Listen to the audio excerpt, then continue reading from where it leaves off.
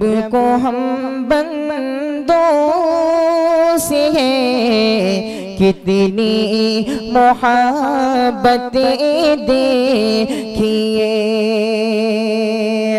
رب کو ہم جزاکم اللہ خیر۔ اما بلا تاخیر فضیلۃ الشیخ حضرت مولانا ڈاکٹر عبدالغفار صاحب سلفی بنارسی حفظہ اللہ سے گزارش کر رہا ہوں کہ آپ تشریف لائیں اور یہاں موجود تمام سامعین سے خطاب فرمائیں۔ جزاکم اللہ خیر۔ مولانا مقتدیٰ صاحب ایک کتاب ہدیہ کرنا چاہتے ہیں ڈاکٹر صاحب کو، تو یہ آپ آ جائیں اور ہدیہ کر دیں۔ تذکرۃ المناظرین جو ایک مشہور اور معروف کتاب ہے، ابھی جلد ہی اس کا رسم اجرا عمل میں آیا تھا، تو مولانا کی خواہش ہے کہ اپنے ہاتھوں سے ڈاکٹر صاحب کو یہ کتاب جو ہے ہدیہ کریں گے۔ بہت بہت شکریہ شیخ، ذرا نوازی جزاکم اللہ خیر۔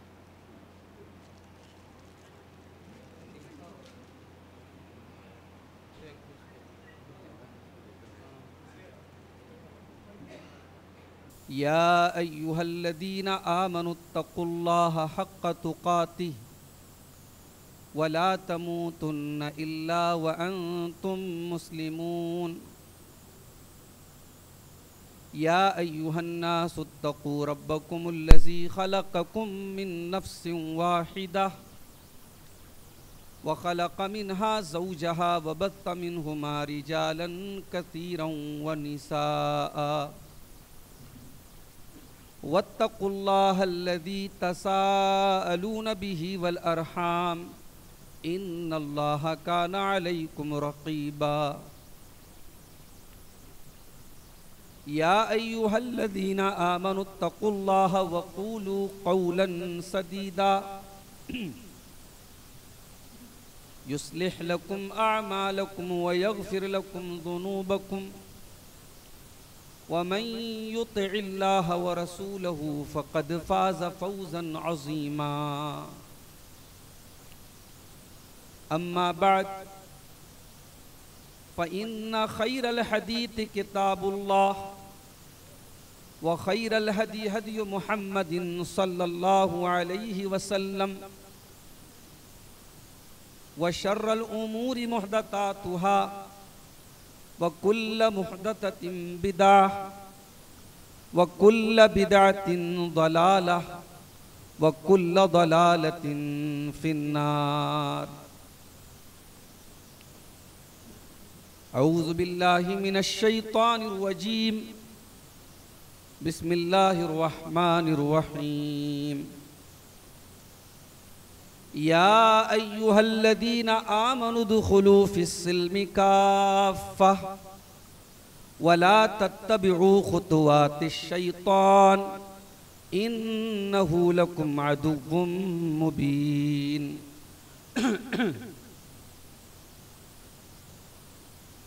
صدر محترم، علماء کرام، بزرگوں اور دوستوں، نوجوان بھائیوں،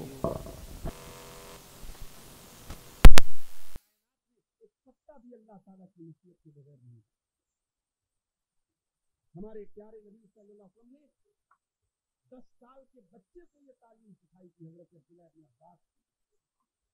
اذا سالت فاسأل اللہ واذا استعنت فاستعن باللہ۔ اے بچے، جب بھی تو سوال کرنا اللہ سے سوال کرنا، جب بھی مدد طلب کرنا اللہ سے مدد طلب کرنا۔ وَاعْلَمْ أَنَّ الْأُمَّةَ لَوِ اجْتَمَعَتْ عَلَىٰ أَن يَنفَعُوكَ بِشَيْءٍ، اگر ساری دنیا مل کر کے تجھے کوئی فائدہ پہنچانا چاہے، لا ينفعوك الا بشيء قد كتبه الله لك، اتنا ہی فائدہ تجھے ملے گا جتنا اللہ نے تیرے مقدر میں لکھا ہے۔ یہ ہمارا ایمان ہے، ہمارے دین کا حصہ ہے، اور آج اس اسلام کا ماننے والا بدعقیدگی اور اندیشہ کا انتقال ہوا تو کائنات کا نظام ہل گیا۔ اللہ کے پیارے نبی تو اللہ کے سچے رسول تھے، آپ نے گرہن کی نماز پڑھائی اور خطبہ دیا، اور خطبے میں ان الشمس والقمر آیتان من آیات اللہ لا ینکسفان لموت احد ولا لحیات. آپ نے فرمایا کہ سورج اور چاند اللہ کی نشانیاں ہیں, یہ کسی کے زندہ ہونے اور کسی کے مرنے سے ان میں درہم. بڑی صاف اور بڑی دو ٹوک بات اللہ کے پیارے نبی نے کر کہ میرے بیٹے کے انتقال کا سورج کے درہم سے کوئی بات. آج اسلام کا ماننے والا اندھ وشواس, وجہ کیا ہے؟ دین کو ہمیں سے, دین سے ہمارا تعلق برائے نام ہے. کسی چیز سے دنیا میں ہمارا تعلق چار طریقے کا ہوتا ہے. ایک ہوتا ہے کسی چیز سے ہمارا تعلق علمی تعلق, ایک ہوتا ہے کسی چیز سے ہمارا عملی تعلق, ایک ہوتا ہے کسی چیز سے ہمارا نظریاتی تعلق ہو, اور ایک ہوتا ہے کسی چیز سے ہمارا جذباتی تعلق. مجھے معاف کیجئے گا, آج دین سے ہم اتنے دور ہیں کہ نہ ہمارا علمی تعلق ہے.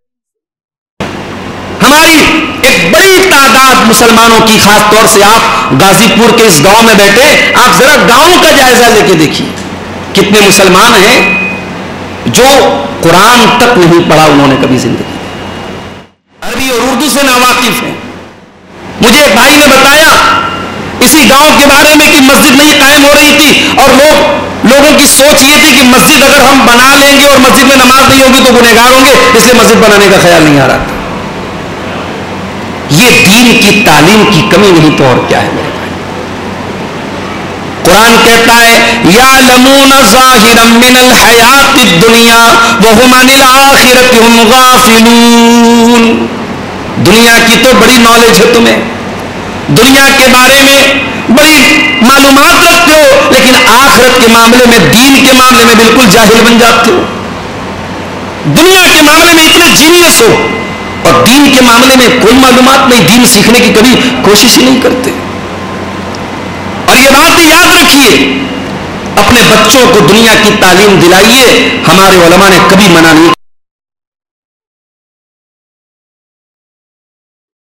رکھیے. آپ کے بچے دنیا کی تمام تعلیم حاصل کر لیں, اگر آپ کے بچوں کے پاس دین کا علم نہیں ہے تو آپ کے بچوں کی آخرت برباد ہو جائے گی. دنیا تو بن جائے گی, آخرت برباد ہو جائے گی. اس لیے کہ آخرت میں جو علم کام آئے گا یہی اللہ کا علم, رسول کا علم, قیامت کا علم, دین کا علم کام آئے گا. جب بندہ مرنے کے بعد قبر میں جاتا ہے, فرشتہ اس کے پاس آ کر کے 3 سوال کرتا ہے, من ربو کا, من نبیوں کا, ما دینوں کا. تیرا رب کون ہے, تیرے نبی کون ہے, تیرا دین کیا ہے. یہ سوال سب سے کیا جائے گا, ہر انسان سے یہ سوال ہوگا. اس کا صحیح جواب کیا ہے؟ میرا رب اللہ ہے, میرا دین اسلام ہے, اور میرے نبی محمد صلی اللہ علیہ وسلم. جو بندہ ان تینوں سوالوں کا صحیح جواب دے گا, فرشتہ پوچھے گا وما علموں کا, تمہیں ان تینوں سوالوں کا جواب کیسے پتا چلا؟ How did you know it, تم نے کیسے جانا, تمہیں ان تینوں سوالوں کا جواب کیسے معلوم ہوا؟ تو بندہ کہے گا قرأت کتاب اللہ فآمنت بہ وصدقت بہ. میں نے قرآن پڑھا تھا, میں نے اللہ کی کتاب کو پڑھا تھا, میں نے اللہ کی کتاب کو پڑھا تھا, اس کو سمجھا تھا, اس پر ایمان لایا تھا, اس کی تصدیق کی تھی, اس لیے میں نے ان تینوں سوالوں کا صحیح جواب دیا. میرے بھائیوں, آج ہمارے دین سے دور ہونے کی سب سے پہلی وجہ یہی ہے کہ ہمارے پاس دین کا علم نہیں ہے, دین کی معلومات نہیں ہے. اور ہم نے کیا سمجھ رکھا ہے کہ دین کی معلومات تو علماء کو ہوتی ہے. ٹھیک ہے, دین کی باریکیوں کا علم علماء کو ہوگا, لیکن موٹی موٹی جو دین کی بیسک باتیں ہیں وہ ہر مسلمان کو جاننا ضروری ہے. ہر عورت کو یہ جاننا ضروری ہے وہ کب پاک ہوتی ہے, کب ناپاک ہوتی ہے. ہر بالغ مرد کو یہ جاننا ضروری ہے کہ غسل کا طریقہ کیا ہے. ہر مسلمان کی ذمہ داری ہے وہ یہ جانے ایمان کیا ہے اور کفر کیا ہے, کون سی چیزیں ایمان کو برباد کر دیتی ہیں, کون سی چیزیں انسان کو توحید سے نکال دیتی ہیں. یہ دین کی بیسک باتیں سیکھنا ہر مسلمان کی ذمہ داری ہے. میرے بھائی, دین سے دور ہیں ہم. اس کی دوسری وجہ کیا ہے؟ ہماری ساری محنتوں کا, ہماری ساری اسٹرگل کا, ہمارے سارے سنگھرش کا دائرہ کیا ہے؟ دنیا ہے. सोते हैं दुनिया के लिए, जागते हैं दुनिया के लिए, जीते हैं दुनिया के लिए, मरते हैं दुनिया के लिए। कौन सी दुनिया? वो दुनिया जिसके बारे में कुरान कहता है वमल हयातुद दुनिया इल्ला मताउल गुरूर। ये दुनिया धोखे का सामान है, ये दुनिया बेवफा है। इस दुनिया ने आज तक किसी के साथ वफा नहीं की। जिन्होंने करोड़ों की प्रॉपर्टी बना के अपनी औलाद के लिए खड़ी की, मनो मिट्टी के नीचे दफन हो गए, और उनकी औलादों ने उनकी हवेलियों में राज किया, और वो कब्र में गए और अपने रब को अपने अमल के एतबार से हिसाब दे रहे हैं, अपने अमल के एतबार से कब्र की जिंदगी झेल रहे हैं। दुनिया ने किसी के साथ वफा नहीं। जिन्हें अपनी खूबसूरती पर नाज था, एक दिन आया उनकी खूबसूरती खत्म हो गई। जिन्हें जवानी पे गुरूर था, एक दिन आया जवानी खत्म हो गई। जिन्हें ताकत पे गुरूर था, एक दिन आया लाठी लेके चलना पड़ा। जिन्हें शोहरत पर गुरूर था, एक दिन आया कोई पहचानने वाला नहीं। जिन्हें अपने स्टेटस और रुतबे पर गुरूर था, एक दिन आया उनको कुत्ता पूछने वाला नहीं है। मेरे प्यारे साथियों, वमल हयातुद दुनिया इल्ला मताउल गुरूर। ये दुनिया धोखे का सामान है। जुमा की नमाज आप पढ़ते हैं, इमाम साहब जुमा की नमाज में सूरह आला की तिलावत करते हैं पहली रकात में। सूरह आला में कुरान की आयत भी आप सुनते हैं, बल तुसिरूनल हयातद दुनिया वल आखिरतु खैरुन व अबका। ऐ मेरे बंदो, तुम दुनिया की जिंदगी को तरजीह देते हो, तुम दुनिया की जिंदगी को प्रायोरिटी देते हो, प्रीफर करते हो, प्राथमिकता देते हो। वल आखिरतु खैरुन व अबका, जबकि आखिरत की जिंदगी ज्यादा बेहतर और ज्यादा बाकी रहने वाली है। इस्लाम कहां कहता है आपसे कि आप दुनिया मत कमाइए, दुनिया मत बनाइए, दुनिया छोड़ दीजिए? नहीं। अरे इस्लाम तो वो मजहब है कि जो आपको शादी करने की तालीम देता है, बीवी का हक अदा करने का हुक्म देता है, बच्चों का हक अदा करने का हुक्म देता है। अब्दुल्ला बिन अमर बिन आस की शादी हुई, बीवी के पास नहीं जाते थे, रात रात भर नमाज पढ़ते थे। प्यारे रसूल को पता चला, प्यारे नबी को पता चला कि अब्दुल्ला बिन अमर बिन आस अपनी बीवी का हक अदा नहीं कर रहे हैं, रात रात भर नमाज पढ़ रहे हैं, दिन में रोजा रख रहे हैं कंटिन्यू। बुलाया हजरत अब्दुल्ला को, कहा कि अब्दुल्ला मुझे मालूम हुआ है आप रात रात भर नमाज पढ़ते हैं, दिन में रोजा रखते हैं, क्या सही बात है? कहा है अल्लाह के नबी सही बात है। आपने फरमाया इन्ना लिज़ौजिका अलैका हक्का व इन्ना लिअयनिका अलैका हक्का व इन्ना लिज़ौरिका अलैका हक्का व इन्ना लिरब्बिका अलैका हक्का। ऐ अब्दुल्ला, तेरी बीवी का भी तेरे ऊपर हक है, तेरे शरीर का भी तेरे ऊपर हक है, तेरी आंखों का भी तेरे ऊपर हक है, तेरे मेहमान का भी तेरे ऊपर हक है, तेरे रब का भी तेरे ऊपर हक है। तू नमाज भी पढ़, तू आराम भी कर, तू रोजा भी रख, और कंटिन्यू रोजा मत रख, नफिल रोजा लगातार मत रख, अपने शरीर का अपने जिस्म का भी ख्याल रख। इस्लाम की तो तालीम ये है मेरे भाई। कुरान में सबसे जामे दुआ हमको क्या सिखाई गई? जो यहां से लेकर हम हज करने जाते, उम्रा करने जाते, वहां तवाफ के दौरान भी हम वो दुआ पढ़ते हैं, रब्बना आतिना फिद दुनिया हसना व फिल आखिरति हसना व क़िना अज़ाबन नार। परवरदिगार, हमें दुनिया की भलाई अता फरमा और आखिरत की भी भलाई अता फरमा और जहन्नम की आग से बचा ले। इस्लाम आपको कहां मना करता है दुनिया की भलाई हासिल करने से?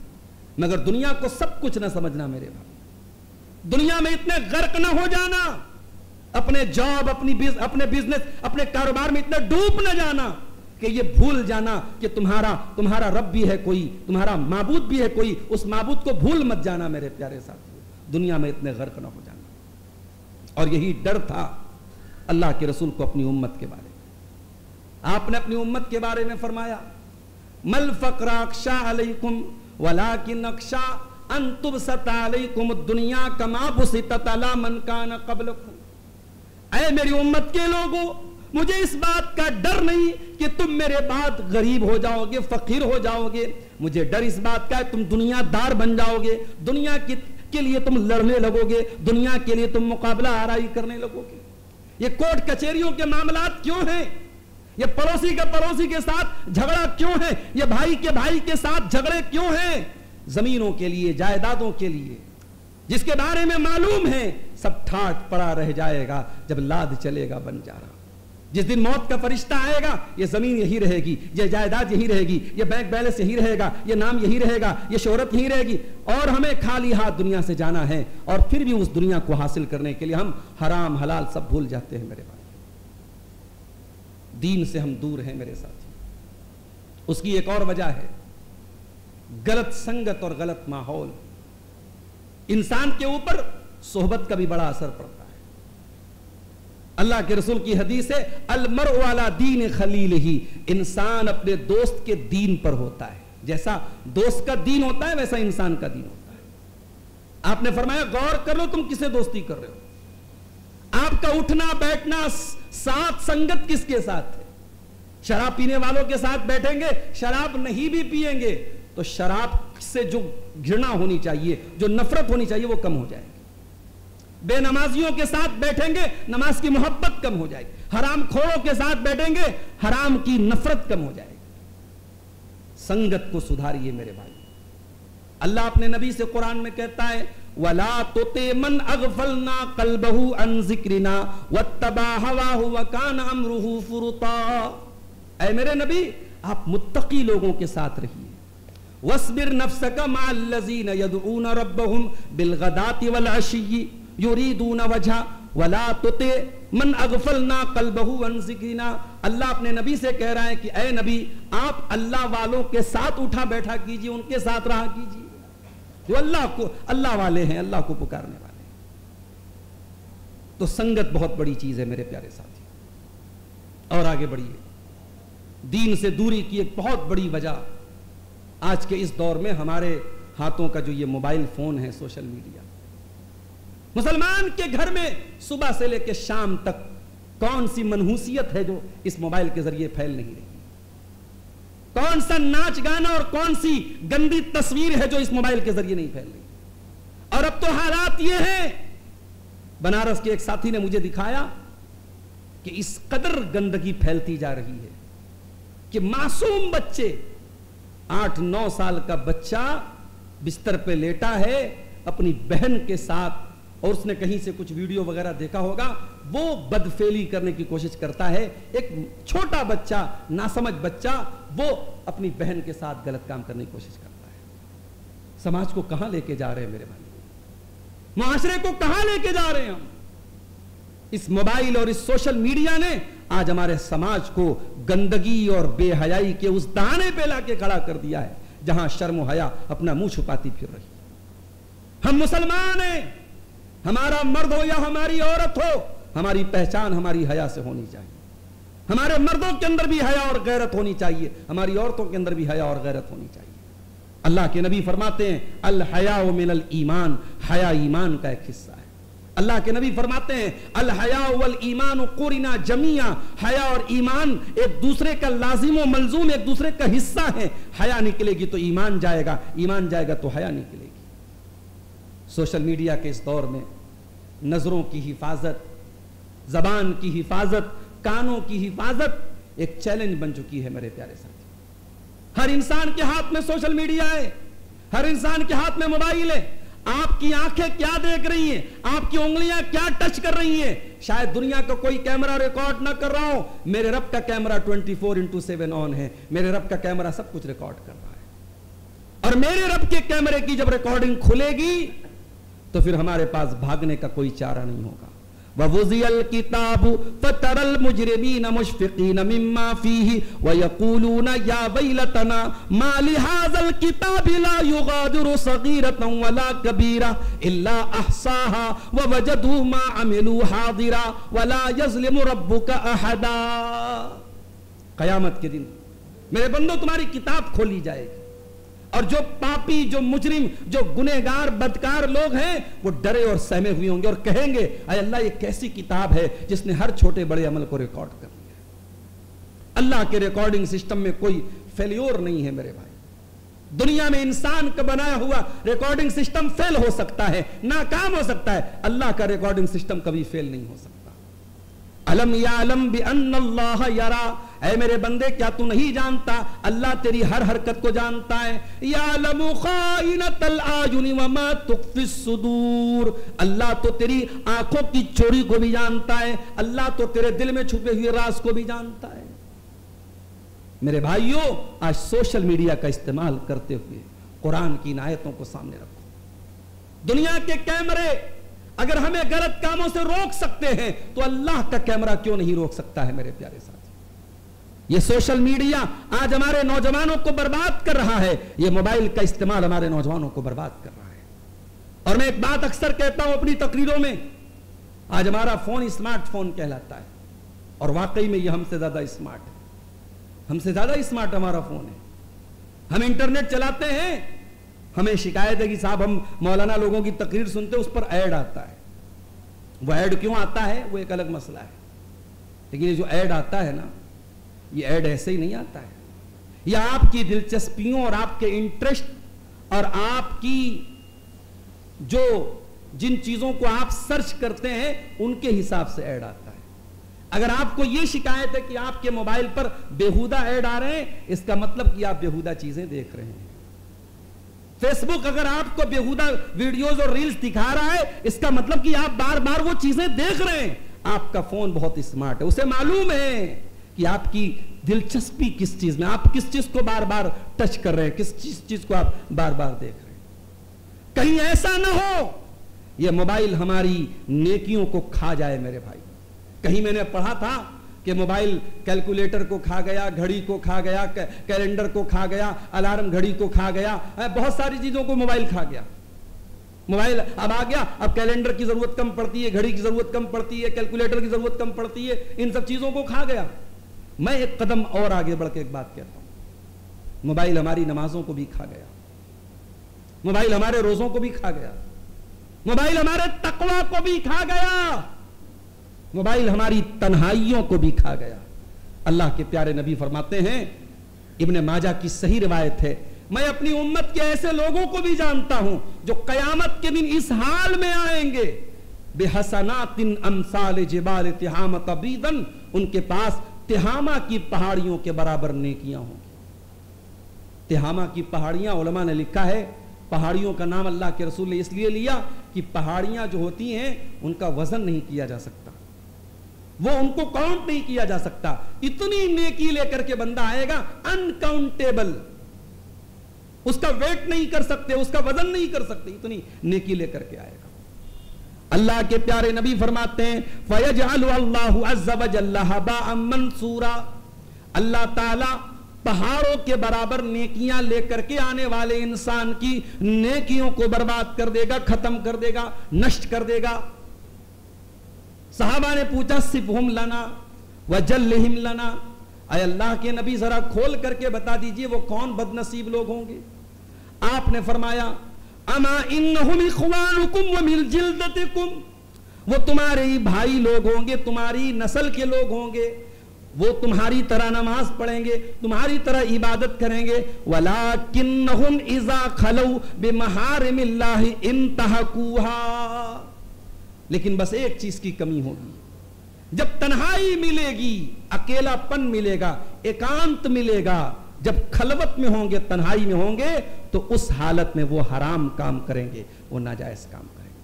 اور یہ کام آج موبائل بخوبی کروا رہا ہے ہم سے, ہماری تنہائیوں کو گناہوں سے آلودہ کر رہا ہے. تو اپنے فون کو اتنا اسمارٹ نہ بناؤ میرے بھائی کہ وہ آپ کی نیکیوں کو کھا جائے. آج ہم دین سے دور ہیں. کیوں دور ہیں؟ اس کی ایک بہت بڑی وجہ یہ ہے کہ ہم اپنے علماء سے دور ہیں.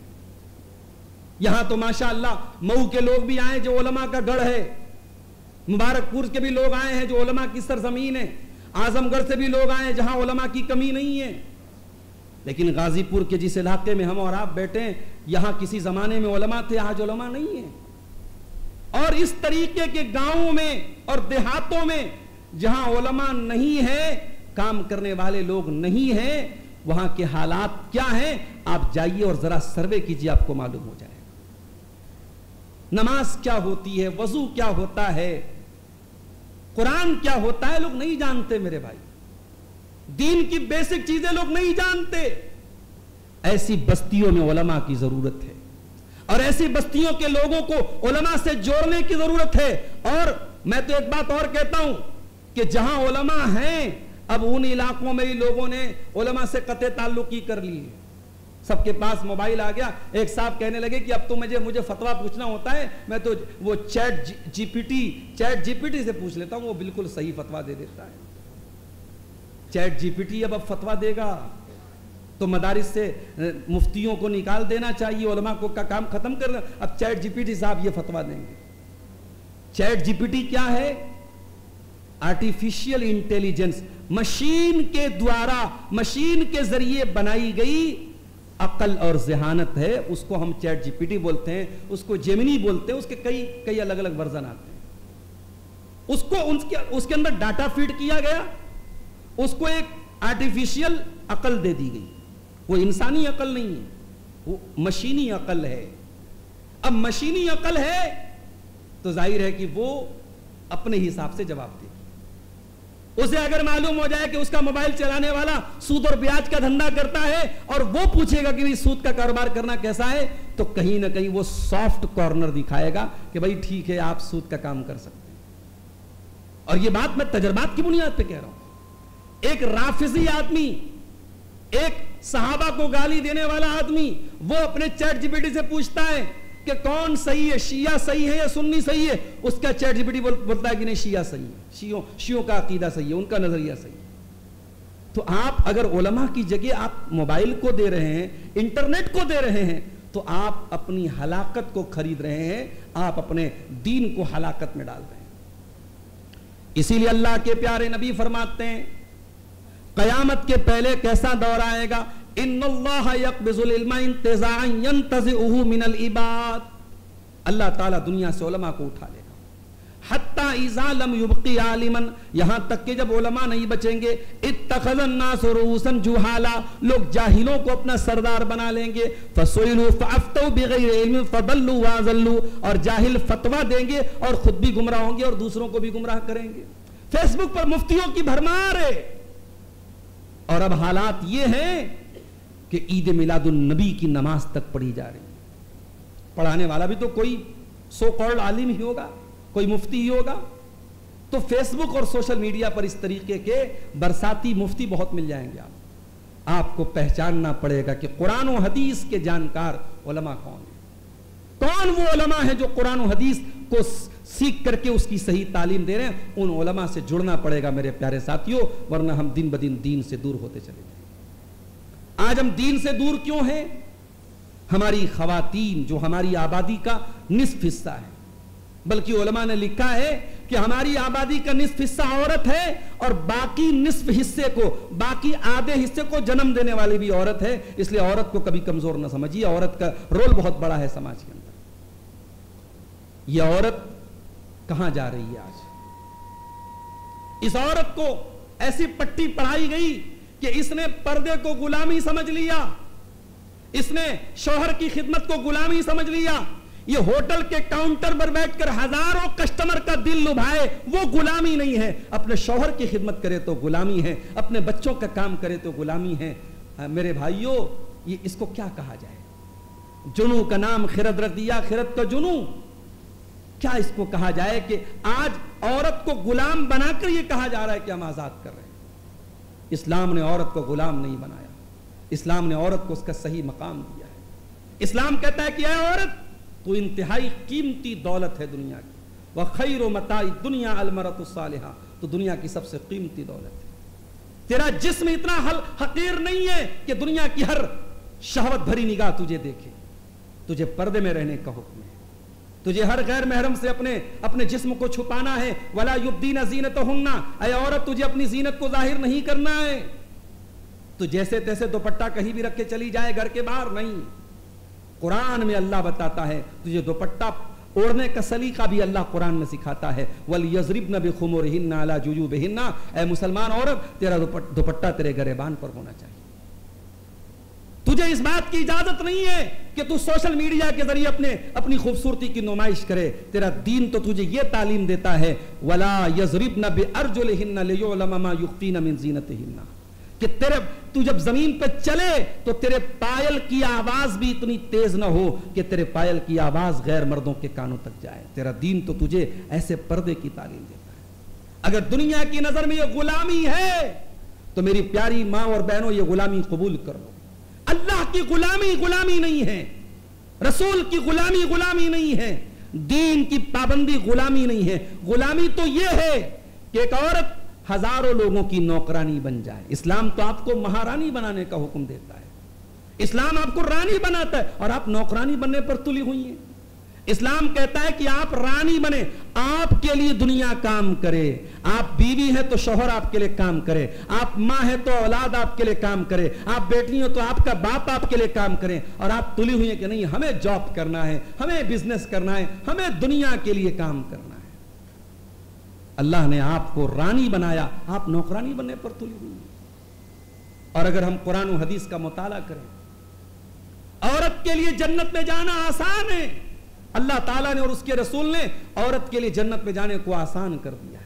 بہت ساری ذمہ داریاں مردوں پر ہیں, عورتوں کو ان ذمہ داریوں سے بری رکھا گیا. عورت سے کہا گیا 4 کام کر لے تو جنت میں چلی جائے.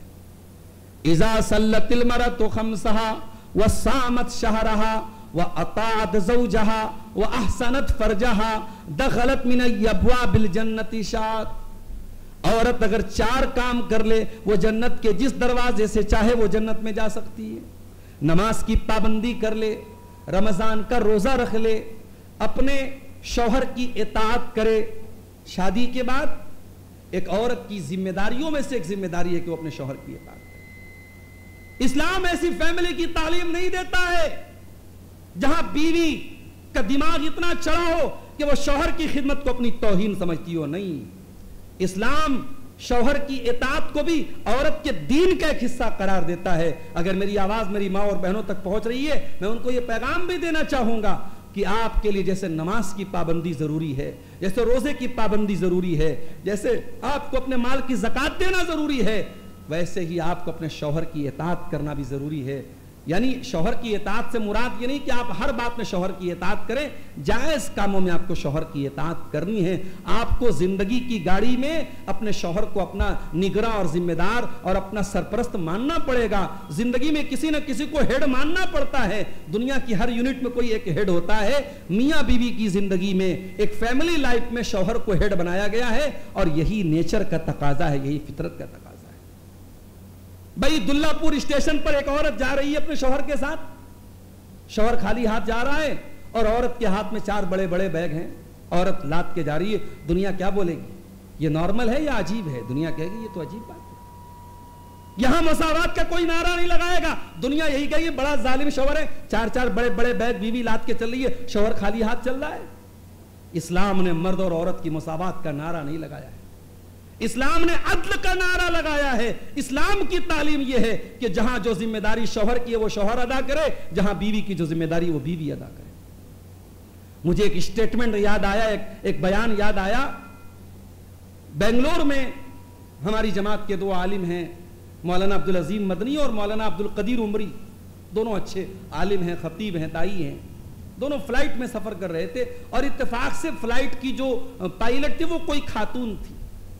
تو مولانا عبدالقدیر صاحب نے مولانا عبدالعظیم سے پوچھا کہ شیخ یہ جو منظر ہم دیکھتے ہیں کہ بھئی فلائٹ میں عورت پائلٹ بنی ہے, فلائٹ چلا رہی ہے, تو کیا یہ منظر دیکھ کر کے ہمیں یہ احساس نہیں ہوتا, کیا کہیں یہ فیلنگ نہیں آتی کہ ہم اپنی عورتوں کو ان سب چیزوں سے محروم کر رہے ہیں؟ آج عورت کہاں پہنچ گئی, وہ فلائٹ چلا رہی ہے, فلائٹ کی پائلٹ بن گئی, پلین کی پائلٹ بن گئی, اور ہماری عورتیں جو ہیں ان سب چیزوں سے دور ہیں. تو کہیں ایسا تو نہیں کہ ہم اپنی عورتوں پر ظلم کر رہے ہیں؟ تو مولانا عبدالعظیم مدنی نے بڑا پیارا جواب دیا, اور وہ جواب در حقیقت اسلام کی تعلیم کی روشنی میں دیا گیا جواب. مولانا نے کہا کہ یہ عورت اگر پلین نہیں چلائے گی تو زندگی نہیں رکے گی. کوئی مرد پائلٹ بنے گا, پلین چلتا رہے گا. عورت اگر پائلٹ نہ بنے تو دنیا نہیں رکے گی. اس کا الٹرنیٹ مرد بن سکتا ہے, مگر اس عورت کا جو کام ہے, ایک بیوی کی جو ذمہ داری ادا کرنا ہے, ایک ماں کی جو ذمہ داری ادا کرنا ہے, یہ مرد کبھی ادا نہیں کر سکتا. ایک مرد کبھی بچے کو جنم نہیں دے سکتا, ایک مرد کبھی بچے کو دودھ نہیں پلا سکتا, ایک مرد کبھی وہ کام نہیں کر سکتا جو ماں کرتی. اس لیے اسلام یہ تعلیم دیتا ہے کہ عورت وہ کام کرے جس کا کوئی الٹرنیٹ نہیں ہے. عورت اگر اپنا وہ کام چھوڑ دے گی تو اس کا کوئی الٹرنیٹ نہیں ہے, کوئی اس کا کوئی متبادل نہیں ہے, کوئی اور آپشن نہیں ہے. اگر عورت اپنا وہ کام چھوڑ دے گی تو سماج برباد ہو جائے گا. آج سماج برباد ہے میرے بھائی. جس سماج کی لڑکیاں بے حیا ہیں, جا کے پتا کرو وہ کیوں بے حیا ہوئی ہیں. عربی کا شاعر کہتا ہے اذا کان رب البیت بالطبل ضاربا فلا تلومن الاولاد علی الرقص، اگر گھر کا مالک ہی ڈھول بجا رہا ہو تو گھر کے بچے اگر ناچ رہے ہیں تو کوئی حیرت کی بات نہیں. گھر کا ذمہ دار کون ہے؟ گھر کا گارجین کون ہے؟ ہمیں یہ رونا بند کر دینا چاہیے کہ ہماری نوجوان نسل خراب ہو گئی ہے. ہمیں اس بات کا رونا چاہیے کہ ہم کہاں پر کھڑے ہیں. ہم نے اپنی بچوں کی تربیت کا حق ادا کیا ہے کہ نہیں کیا ہے؟ ہم نے اپنے بچوں کو آخرت سے جوڑنے کے لیے کتنی محنت کی ہے؟ اب یہ وہ دور نہیں ہے، صحابہ کا دور نہیں ہے، تابعین کا دور نہیں ہے. ہر طرف دین کے ادارے تھے، ہر طرف دین سکھایا جا رہا تھا، للہیت کا ماحول تھا، تقوی کا ماحول تھا. آپ کی نوجوان نسل کو برباد کرنے کے لیے چاروں طرف طوفان اور سیلاب ہے، اور آپ ہاتھوں پر ہاتھ دھرے کھڑے رہیں گے تو آپ کے بچے سدھر نہیں جائیں گے. آپ کو بچپن سے اپنے بچوں کو سنوارنا پڑے گا. اللہ کے نبی نے فرمایا جب تمہارے بچے 7 سال کے ہو جائیں ان کو نماز کا حکم دو، جب تمہارے بچے 10 سال کے ہو جائیں نماز نہ پڑھے ان کی پٹائی کرو. نبی نے فرمایا کہ کوئی خبردار کوئی مرد کسی عورت کے ساتھ تنہائی اختیار نہ کرے. آپ کی بیٹیاں جوانی کی دہلیز پہ قدم رکھ رہی ہیں، کبھی آپ نے بتایا بیٹا محرم کون ہوتا ہے، غیر محرم کون ہوتا ہے؟ تجھے غیر محرم سے پردہ کرنا ہے. سماج میں جو رشتے تیرے لیے غیر محرم ہیں ان سے تجھے پردہ کرنا ہے. یہ تعلیم دینی ہے میرے پیارے بھائیوں اپنی بیٹیوں کو. آج دین سے ہم دور اسی لیے کہ ہماری عورتیں دین سے دور. اور ایک اور بات، سماج کا ایک بہت بڑا طبقہ نوجوانوں کا طبقہ ہے. آج ہمارا نوجوان جو ہمارا کیپٹل، ہمارا سرمایہ ہے، اس نوجوان کی زندگی میں دین نہ کے برابر ہے. اس کے کانوں میں بالیاں ہیں، ہاتھوں میں کڑے ہیں، دیکھ کے لگتا ہی کہ نہیں کہ یہ مسلمان ہے. اسے اپنے دین کی بنیادی باتیں بھی نہیں معلوم ہے. اسے دین کے نام پہ کوئی ڈھکوسلے دے دیے گئے. فلاں تاریخ آ جائے تو بائک پہ جھنڈا لگا لینا، فلاں تہوار آ جائے تو جلوس نکال لینا، فلاں چیز آ جائے تو یہ ڈھکوسلے اس کے ہاتھ میں تھما دیے گئے. دین کیا ہے؟ اللہ کون ہے؟ رسول کون ہے؟ صحابہ کون ہیں؟ دین کی بنیادی باتوں سے ہمارا نوجوان دور ہے. میرے ساتھ نوجوانوں، مسلمان نوجوانوں کی بستیوں کو جا کے دیکھو. شراب کے نشے میں آپ کا نوجوان آگے ہے، زنا کے اڈوں پر آپ کا نوجوان آگے ہے، حرام کاروبار میں آپ کا نوجوان آگے ہے، جوا اور سٹے بازی کی لعنت میں آپ کا نوجوان آگے ہے، گالی گلوچ میں آپ کا نوجوان آگے ہے.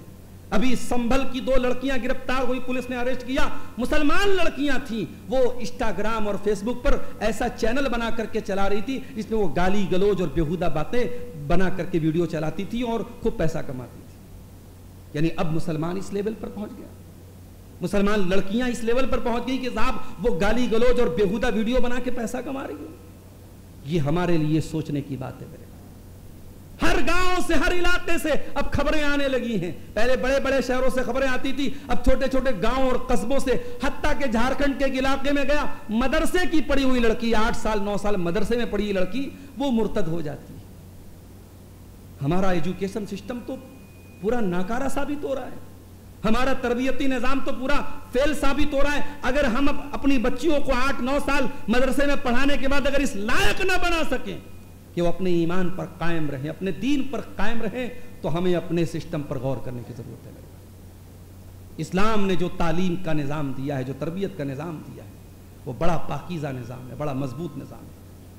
اسلام نے جو نظام تعلیم دیا ہے، جو تربیت کا نظام دیا ہے، اس کا نتیجہ یہ نکلتا ہے کہ جنگ احد کے میدان میں ایک عورت آتی ہے اپنے بیٹے کی لاش کو دیکھنے کے لیے اور چہرے کو ڈھانک کر کے آتی ہے، اور کوئی تانا مارتا ہے کہ بوڑھی اماں تو اپنا چہرہ کھول دے، بیٹے کی لاش دیکھنے آئی ہے، بیٹا شہید ہو گیا اور تو چہرہ ڈھانک کے آئی ہے، تجھے پردے کی پڑی ہے، تجھے چہرہ کو چھپانے کی پڑی ہے. تو عورت کہتی ہے روزی تو ابنی ولم ارزا حیائی، میں نے بیٹا کھویا ہے، میں نے حیا نہیں کھوئی، میں نے شرم و حیا کو نہیں کھویا ہے.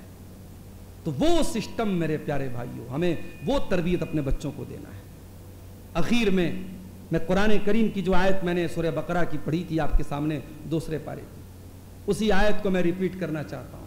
یا ایھا الذین آمنوا ادخلوا فی السلم کافہ، اے ایمان والو اسلام میں پورے کے پورے داخل ہو جاؤ، برائے نام مسلمان نہ بنو. مسلمان کی پہچان اس سے نہ ہو کہ وہ گوشت کھاتا ہے، مسلمان کی پہچان اس سے نہ ہو کہ صاحب وہ ٹوپی لگاتا ہے. مسلمان کی پہچان اس کے کردار سے. آپ دھامو پور جیسے گاؤں میں ہو تب بھی، اور آپ مئو جیسے قصبے میں ہو تب بھی، آپ اپنوں کے بیچ میں ہو تب بھی اور دوسرے مذہب والوں کے بیچ میں ہو تب بھی، آپ جہاں پر بھی ہوں اپنے دین اور ایمان کے ساتھ، اپنے نبی کی سیرت کے ساتھ آپ دنیا کو یہ پیغام دے کہ مسلمان ایسا ہوتا ہے۔ ادخلوا فی السلم کافہ، اسلام میں پورے کے پورے داخل ہو جاؤ، ولا تتبعوا خطوات الشیطان، اور شیطان کے نقش قدم پر نہ چلو، انہ لکم عدو مبین، شیطان تمہارا کھلا ہوا دشمن ہے۔ اور آگے اللہ نے اس کے بعد والی آیت میں فرمایا فَإِن زَلَلْتُم مِّن بَعْدِ مَا جَاءَتْكُمُ الْبَيِّنَاتُ فَاعْلَمُوا أَنَّ اللَّهَ عَزِيزٌ حَكِيمٌ۔ اے ایمان والو، اگر ہماری روشن آیتوں کے آنے کے بعد اور دلائل کے آنے کے بعد اور قرآن کے اترنے کے بعد بھی اگر تمہارے قدم بہک رہے ہیں اور تم لڑکھڑا رہے ہو تو جان لو کہ اللہ بہت طاقتور ہے۔ مسلمانوں، آپ کے پاس قرآن ہے اور آپ کے پاس آپ کے رسول کی سنت ہے، یہ دو روشنی کے مینارے آپ کے پاس ہیں۔ آپ سے سوال پہلے ہوگا کہ آپ نے کیا کیا، آپ نے اپنے دین پر کتنا عمل کیا۔ دوسروں کی ذمہ داری بعد میں آتی ہے، پہلے ہماری ذمہ داری بعد میں آتی ہے۔ دنیا آپ کے کردار سے اسلام کو پڑھے گی، دنیا قرآن بعد میں پڑھے گی، دنیا حدیثیں بعد میں پڑھے گی، دنیا پہلے ہمیں اور آپ کو پڑھے گی، ہمارا کردار دیکھے گی۔ اس لیے میرے پیارے ساتھیوں، ہم دین کی طرف رجوع کریں، دین کی طرف پلٹیں۔ اللہ سے دعا ہے رب العالمین ہم سب کو صحیح معنوں میں دین پر چلنے والا بنا دے، دین پر عمل کرنے والا بنا دے۔ رب العالمین ہمارے عقیدے میں، ہمارے عمل میں، ہمارے اخلاق میں جو کمیاں اور کوتاہیاں ہیں، اللہ ہم سب کو انہیں دور کرنے کی توفیق عطا فرمائے۔ اس مسجد کو جن بھائیوں کی محنتوں سے قائم کیا گیا ہے، اللہ ان کے لیے اس مسجد کو صدقہ جاریہ بنا دے، اور مزید اس کے کام کو ہم سب کو پورا کرنے کی توفیق عطا فرمائے۔ اللہ تعالیٰ اس بستی کو توحید پر قائم رکھے، اللہ تعالیٰ ایمان کی زندگی ہم کو عطا فرمائے اور ایمان پر ہم سب کا خاتمہ ہو، آمین۔ وآخر دعوانا ان الحمدللہ رب العالمین، والسلام علیکم ورحمۃ اللہ وبرکاتہ۔ تھوڑی دیر آپ لوگ تشریف رکھیں۔